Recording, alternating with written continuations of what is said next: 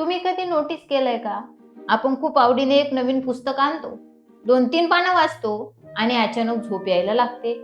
किंवा वाचता वाचता आपलं लक्ष कुठंतरी भटकतं आणि सगळं डोक्यातून निघून जातं आणि ते पुस्तक वर्षानुवर्ष धूळ खात कुठंतरी कोपऱ्यात पडतं.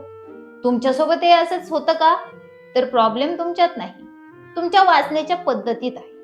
आजच्या 2-3 मिनिटाच्या व्हिडिओमध्ये मी तुम्हाला अशा 4 सोप्या स्टेप सांगणार आहे, ज्याने तुम्ही कोणतंही पुस्तक सुपर फास्ट वाचू शकाल आणि त्यातली माहिती आयुष्यभर लक्षात ठेवू शकाल.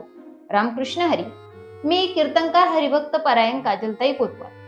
महाराष्ट्रभर कीर्तन प्रवचन करत असताना आणि मुलींसाठी ज्ञान माऊली गुरुकुल ही निवासी वारकरी शिक्षण संस्था चालवताना मला या विषयावर बोलणं थोडं महत्वाचं वाटलं, म्हणून हा व्हिडिओ तुमच्या समोर आला.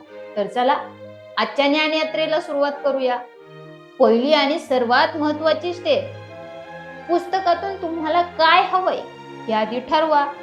पुस्तक उघडण्यापूर्वी स्वतःला एक प्रश्न विचारा, मी हे पुस्तक का वाचतोय?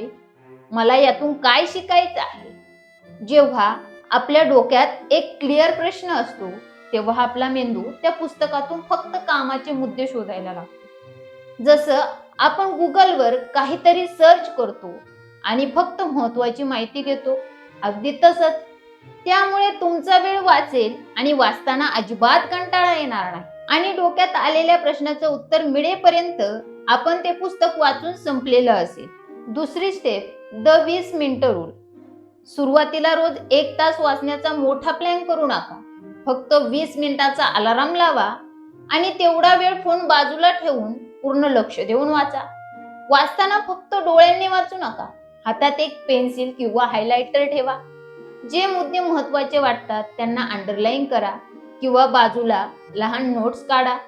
जेव्हा तुमचा हात आणि मेंदू दोन्ही एकत्र काम करतात तेव्हा फोकस 100% वाढतो आणि झोप येण्याचा प्रश्नच उरत नाही. तिसरी आणि सर्वात महत्वाची स्टेप, फक्त वाचू नका, ते अप्लाय करा. आपण वर्षभरात 10 पुस्तकं वाचली आणि त्यातलं काहीच लक्षात राहिलं नाही तर त्या वाचण्याचा शून्य फायदा आहे. तुम्ही पुस्तकाला जो चॅप्टर वाचलाय तो आधी सोप्या भाषेत तुमच्या मित्राला समजून सांगा किंवा घरातल्या लहान मुलांना सांगा. जर सांगायला कोणी नसेल तर आरशासमोर उभं राहून स्वतःला 2 मिनिटं समजून सांगा. जेव्हा तुम्ही एखादी गोष्ट स्वतःच्या भाषेत दुसऱ्याला सांगू शकता तेव्हा ती माहिती तुमच्या मेंदूत कायमची लॉक होते. लक्षात ठेवा, ज्ञान फक्त गोळा करायचं नाहीये, ते वापरायचं देखील आहे. चौथी आणि महत्वाची स्टेप, पुस्तक वाचताना ते पुस्तक संपेपर्यंत त्याला कपाटात ठेवू नका. ते पुस्तक रोज तुम्हाला दिसेल अशा ठिकाणी ठेवा. त्यामुळे आपल्यावर पुस्तक वाचून संपवायचं आहे हे प्रेशर राहील आणि आपण रोज थोडा वेळ काढून पुस्तक वाचू. अशाने आपल्याला वाचण्याची सवय देखील लागेल. या 4 स्टेप आजपासून वापरा. मला खाली कमेंट करून नक्की सांगा की तुम्ही सध्या कोणतं पुस्तक वाचत आहात. व्हिडिओ आवडला असेल तर लाईक करा, तुमच्या वाचक मित्रांसोबत शेअर करा आणि अशाच नवनवीन माहितीसाठी चॅनलला सबस्क्राईब करा. रामकृष्ण हरी.